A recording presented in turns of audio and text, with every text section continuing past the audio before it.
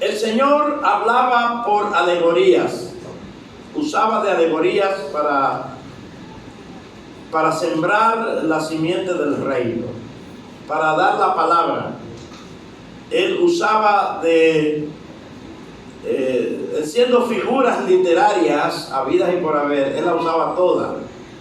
El Señor usaba la exageración, lo que nosotros llamamos en literatura como la hipérbole. Él exageraba una cosa, pero era para dar una enseñanza, ¿verdad?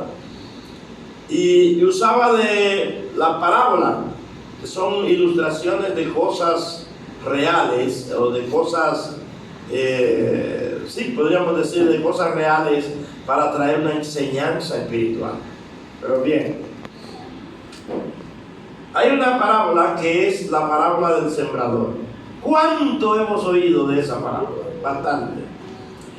Y yo estaba en mi espíritu desde antes de ayer, desglosando esa palabra. Estoy diciendo en mi espíritu, dentro de mí, porque les voy a decir lo siguiente: no me senté nunca a estudiar eso. Inclusive mi esposa me decía, bueno, pero yo no te veo que tú hoy te has retirado ni nada. Yo, no, es que está ahí. Pero Dios me está hablando ahí, porque precisamente ese es el trabajo de la palabra.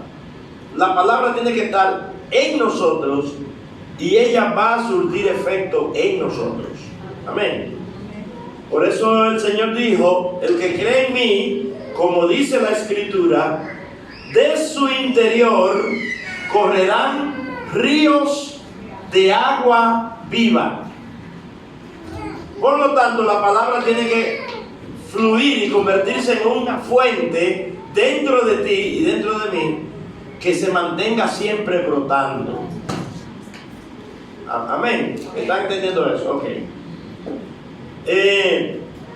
¿Por qué el Señor puso esta palabra que voy a compartir con ustedes en mi corazón? Les voy a decir con sinceridad, con honestidad. El Señor puso esta palabra en mí porque Él me dijo así: mi pueblo es muy olvidadizo. Mi pueblo es muy olvidadizo. Pero eso lo traemos, hermanos, eso lo traemos desde Israel para acá. Desde la nación de Israel. El pueblo de Israel se vio frente al Mar Rojo con un ejército que venía a tragárselo. ¿Han leído ustedes eso, verdad que sí? ¿Conocen la historia? Dios abrió el mar y el pueblo cruzó en seco. El ejército entró, el mar se cerró y murió todo el ejército de Faraón. Y ellos vieron eso. Y de aquel lado brincaban, saltaban, se regocijaban. Hasta María, la hermana de Moisés, compuso un cántico. Pero no pasaron unos cuantos días cuando eso se olvidó. Eso se olvidó.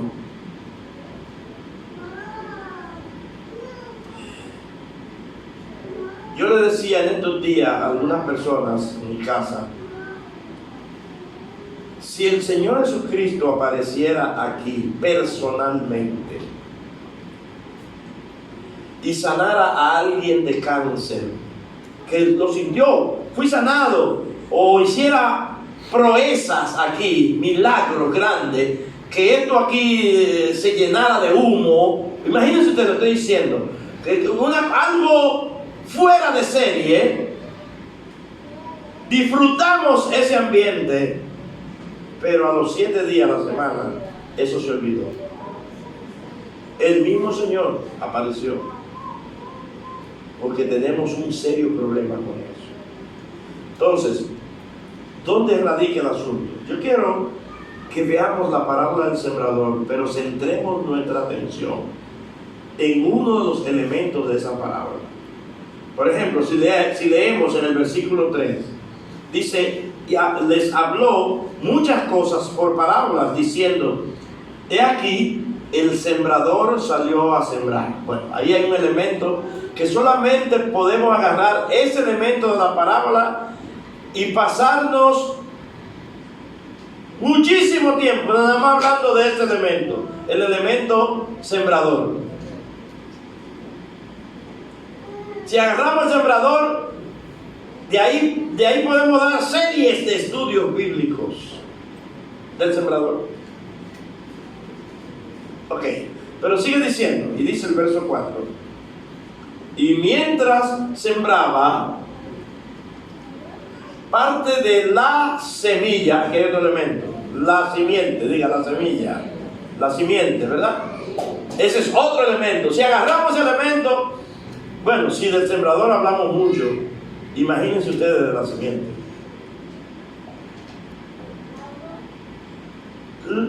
Parte de la semilla cayó junto al camino, otro elemento, el terreno.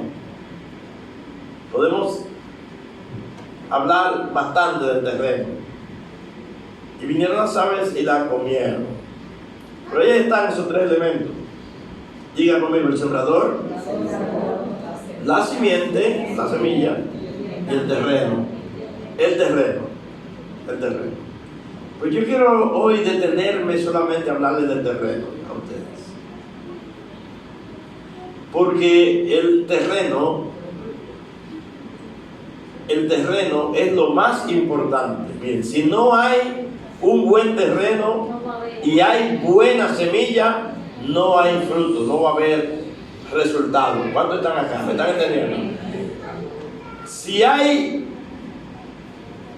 buen terreno y no hay semilla, bueno, ¿qué se va a hacer? Ese terreno se va a desperdiciar.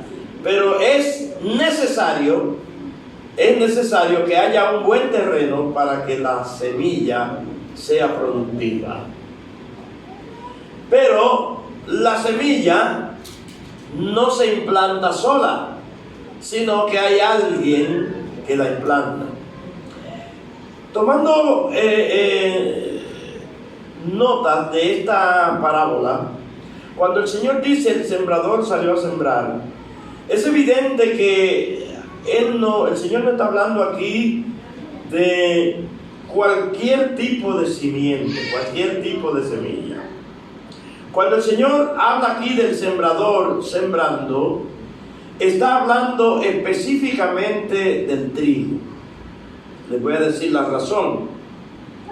Hay semilla, por ejemplo, la persona, hermano José Ramón, que sabe bastante de esto, de agricultura y cosas.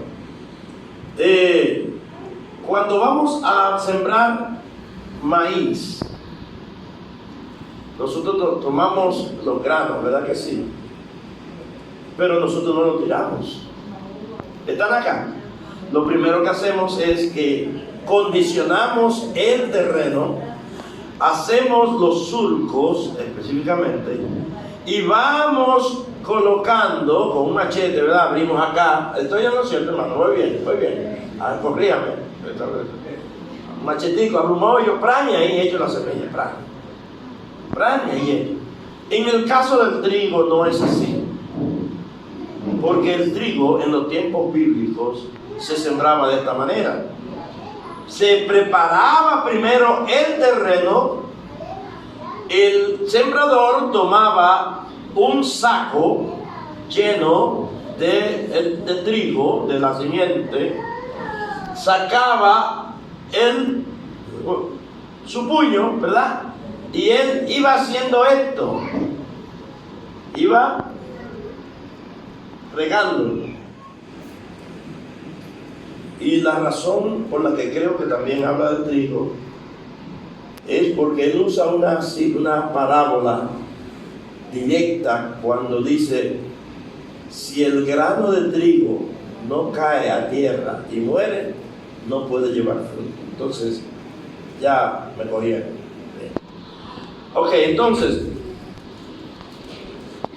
me llama la atención en que cuando él riega la semilla, dice que parte de la semilla cayó junto al camino. Cayó en el camino. ¿Qué es un camino? buscando en el diccionario me encuentro con esta definición. El camino es la vía de tierra, vía de tierra por donde se transita habitualmente. Es un camino. Ahora, ese camino tuvo su origen. Era algo antes. Tal vez cuando no existía ese camino, lo que había era mucha hierba, ¿verdad? Pero resulta que a alguien se le ocurrió, si se iba por allá es bastante lejos, déjame caminar, déjame entrar por aquí. Pasó por ahí, pisoteó esa hierba, pero todavía el camino no se hizo. El asunto fue que apareció alguien más que dijo, por aquí es más cerca, y como vio que esa hierba estaba pisoteada, comenzó a caminar por ahí. Pero eso no pasó, no pasó en el momento, siguió, otras personas más vieron, y la hierba aplastada daba la idea de que por ahí se llegaba fácilmente, hasta que llegó un momento en que el pisar tanto esa parte, la hierba no crecía. Un famoso poeta dijo estas palabras: caminante, no hay camino, se hace camino al andar. No hay camino, se hace camino al andar. Es decir, ya cuando una persona, mucha gente está transitando por ahí, ya no hay hierba, porque la hierba no puede crecer. Entonces, ¿qué ha pasado con esa parte ahí? Que se ha endurecido. ¿Por qué quiero usar hoy el área del terreno, lo que tiene que ver con el terreno, para hablarle a ustedes a su corazón? Miren, esta parábola del sembrador no es para predicar al impío, no es para hablarle de Jesucristo a la gente, de decirle arrepiéntanse que el Señor es la simiente, o crean a la palabra de Dios. Esta parábola del sembrador, el Señor se la estaba dando al pueblo de Israel. Y ustedes recuerdan que el pueblo de Israel en ese momento representaba a los hijos de Dios. Porque una mujer sirofenicia le dijo al Señor: Señor, sana a mi hija. Y el Señor le dijo estas palabras, le dijo: no está bien tomar el pan de los hijos y dárselo a los perrillos. Esa mujer tuvo tanta fe que dijo: pero no importa, los perrillos comen de la migaja que caen. Y eso produjo la salvación de su hija. Entonces, esta parábola es para nosotros. Y cuando hago énfasis en el terreno ahora mismo, y quiero hablar de ello con más profundidad, es porque el problema principal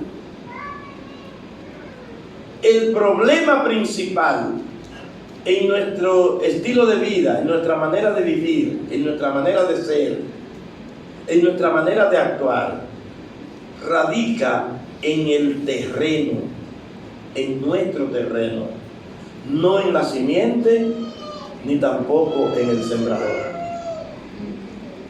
¿Me sigue? El problema no está en la simiente ni en el sembrador, está en el terreno. Para que haya efectividad en esa siembra, el terreno tiene que ser el adecuado. Vuelvo a repetir. Para que esa siembra sea efectiva, tiene que el terreno ser el adecuado. ¿Ven? Entonces, por eso el Señor dice: parte cayó junto al camino.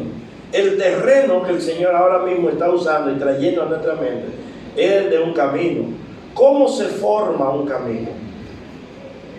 ¿Cómo se forma un camino? Diga conmigo, siendo pisoteado por la gente. ¿Me están siguiendo? Porque por ahí pasan animales también. Uno que va con un burro lleno de leña, vio que el lugar, pero aquí ya como que no hay hierba, este es el camino, por aquí es. y siguió por ahí, pues el burro también pisoteó. O sea, todo lo que pasa por ahí pisotea la hierba. Ya no hay una hierba fresca, sino que se torna amarilla, y cuando viene a ver, esta parte es verdosa, esta parte es verde, pero esta parte ya. Entonces ese es el camino. ¿Qué pasa con la palabra que es la simiente? No tenemos que decir que la simiente, porque la palabra en las parábolas del Señor puede simbolizar dos cosas. Puede representarnos a nosotros. La parábola, la simiente, la semilla, puede referirse a los hijos del reino. De hecho, en la parábola del trigo y la cizaña, cuando el Señor da la interpretación, dice, la simiente son los hijos del reino, ¿verdad? Y el sembrador es el hijo del hombre, y el campo es el mundo. Pero en este caso, la simiente representa la palabra. Cuando Dios aquí suelta una palabra, entonces cada uno de nosotros tiene que verificar su terreno. Y es muy posible y muy seguro que muchos van a salir por ahí y esa palabra que Dios soltó aquí no le va a hacer nada. No le va a surtir ningún efecto. ¿Sabe por qué? Porque el terreno de sus vidas es como un camino que ha sido muy pisoteado. Han pasado muchas personas por tu vida y te han amargado, te han herido, te han triturado. Tal vez alguien que pasó por tu vida y te dejó el camino totalmente, el terreno endurecido, fueron tus padres tal vez, que desde pequeño tal vez no te trataron como tú crees que debían tratarte. O tal vez fue algún amigo o alguna persona en quien tú confiaste. Yo no sé, pero cuando el terreno está representado por el camino, es lo que me llega al corazón. Muchas personas marcaron mi vida y endurecieron mi vida. Y cuando nuestras vidas están endurecidas, aunque nosotros no recordemos quiénes transitaron por allí y endurecieron el terreno de mi corazón, aunque tal vez no recordemos eso, pero eso puede ser más que suficiente para que la palabra no sea fructífera en tu vida. Observa cuál es el terreno de tu corazón. ¿Cómo está el terreno de tu corazón? Es algo que tú debes observar constantemente. ¿Por qué? Porque la palabra de Dios tiene que surtir un efecto. Otra cosa, ¿cómo nosotros verificamos si hay dureza en nuestro corazón? Porque tendemos, es un mal que traemos desde Adán. Es un mal que traemos desde el primer hombre, el hombre adámico. Y es el ver nuestra situación como resultado del error de otro.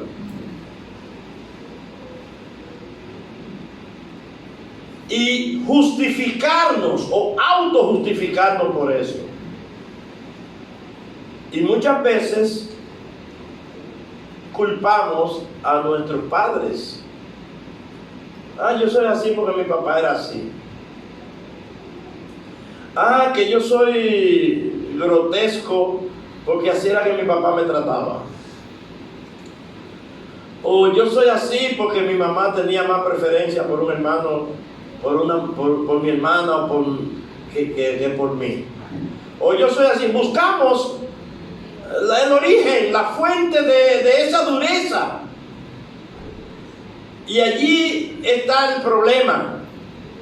Cuando busquemos el origen de esa dureza de terreno en nosotros, cuando busquemos el origen en nosotros, nunca vamos a buscar la forma de que esa dureza sea removida. ¿Por qué? Porque no vamos a darle la oportunidad al Espíritu Santo que obre en nuestras vidas, porque creemos que el Espíritu Santo tiene que obrar en la vida de aquel que me hizo daño. Creemos que el Espíritu Santo tiene que obrar en la vida del que me ofendió, o en la vida del que me dañó, del que produjo esa dureza en mi corazón. Pero eso es si advertimos que hay dureza. El problema más mayúsculo está en verificar si hay dureza en mi corazón. Ahí es que está lo más fuerte. Por eso Santiago dice en su capítulo 1 que el que es oidor y no hacedor de la palabra es como el que, podemos ir a Santiago capítulo 1, es como el que se ve en un espejo, el que ve su rostro en un espejo, luego se va y se olvida. ¿Han leído eso? Entonces, eso pasa en nosotros cuando nosotros no prestamos la debida atención a la palabra y dejamos que ella nos trabaje, nos trate. Allí está el problema. Y mis amados, el corazón del Padre, cada domingo que venimos acá, o cada día que venimos, los jueves también, recibimos una impartición y nos vamos y seguimos siendo las mismas personas. El corazón del Padre es lacerado, porque Dios no quiere que seamos los mismos. Dios quiere que vayamos de gloria en gloria, de triunfo en triunfo. Dios quiere que vayamos cambiando. Dios quiere que vayamos soltando actitudes negativas. Dios quiere que vayamos madurando. Ya no soy un niño. Ya yo no soy un niño, ya soy un adulto. Ya debo pensar y manejarme como un adulto. O sea, estoy hablando en sentido espiritual. Dios quiere que maduremos. Entonces, allí es que está el problema de nosotros al no asumir que hay dureza en nuestro corazón. Sería bueno que tú te hagas un análisis ahora mismo. Y quiero decirte que hay alguien que puede ayudarte a entender no solo si hay dureza, sino qué tipo de dureza hay, porque hay una dureza, hermano, que no le cabe nada. Hay una dureza que no permite que absolutamente nada penetre. Hay dureza que es tan grande que ni el mismo Señor que se te aparezca en persona. Pero eso lo vemos en la Biblia, hermanos. Eso lo vemos en la palabra. Gente que fueron tan duros que el mismo Dios se le manifestó, pero ni aún así cambiaron. Dios les dio a todos la misma oportunidad. El Señor le daba la misma oportunidad a todos. Pero el ver sus propios errores, eso es algo bastante duro. Hay una palabra que dio uno de los escritores de las Escrituras, me parece que fue David o Salomón, que dijo al Señor en oración: Señor, líbrame de los errores que me son ocultos. Hay cosas en nosotros que es que la escondemos y tendemos a ver entonces, a vernos en el espejo del otro. Y cuando nos vemos en el espejo del otro, siempre hallamos al otro. Es el otro que tiene que cambiar. Es aquel que tiene que cambiar. No soy yo. Pero sabemos que hay cosas que tenemos que cambiar. Pero pensamos en el otro. ¿Quién podrá entender sus propios errores? Dijo el salmista David. Y dice, líbrame de los que me son ocultos. ¿Dónde están aquí? Amén. Entonces, ¿cómo está el terreno de tu corazón? ¿Cómo está el terreno de tu vida? ¿Está endurecido? ¿Cuánto lo han pisoteado? Es posible que lo hayan pisoteado bastante. Es posible que hayan caminado por tu vida mucha gente que en vez de dejarte buenos recuerdos, te dejaron malos recuerdos. Eso ha endurecido tu corazón. Eso ha endurecido tu vida y es uno de los elementos más importantes para que la palabra no produzca fruto ni se asiente en ti. Te cae así, hermano, te resbala. Hay personas que vienen, escuchan la palabra y la palabra les resbala porque su vida está endurecida. Y usted preguntará, pastor, ¿y qué hacemos entonces en ese caso? Porque yo sé que en mí hay dureza. ¿Qué es lo que tengo que hacer? Entonces yo te voy a responder. Tú tienes que remover ese terreno. Pero es un trabajo que no lo puedes hacer tú, porque el terreno eres tú. Es un trabajo que solamente lo puede hacer el Espíritu Santo. El Espíritu Santo, oye bien, conoce nuestras intenciones y lo más profundo que hay en nuestro ser. Y si tú no tienes una muy buena relación con el Espíritu Santo, vas a vivir siempre endurecido.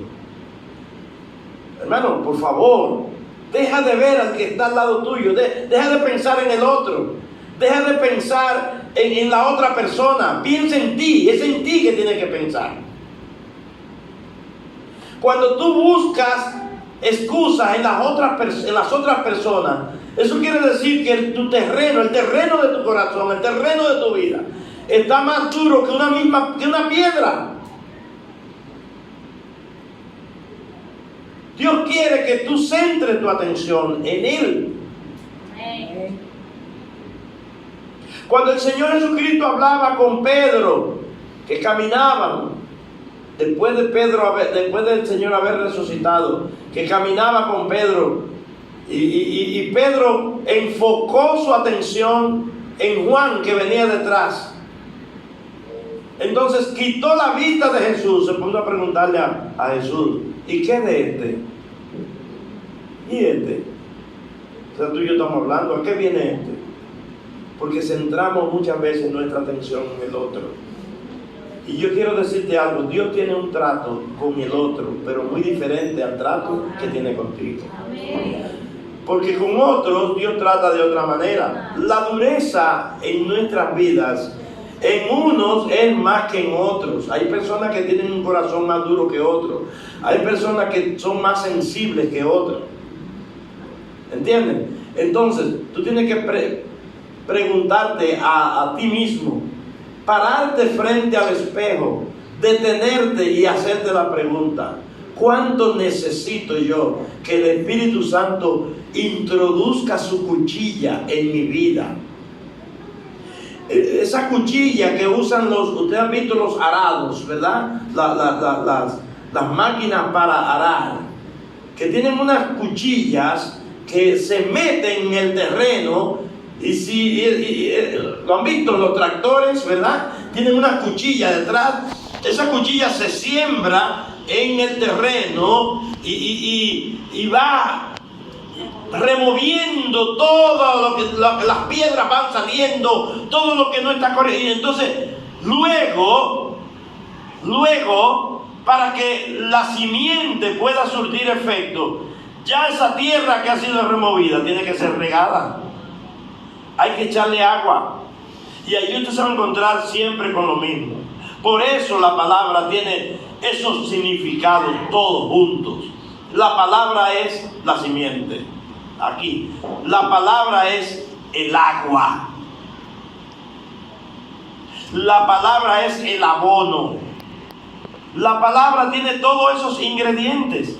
Por eso no podemos prescindir de la palabra. Pero no podemos ir a la palabra con esa dureza si no vamos primero al Espíritu Santo para que aplique el arado en nuestras vidas. ¿Cuántos entendieron eso?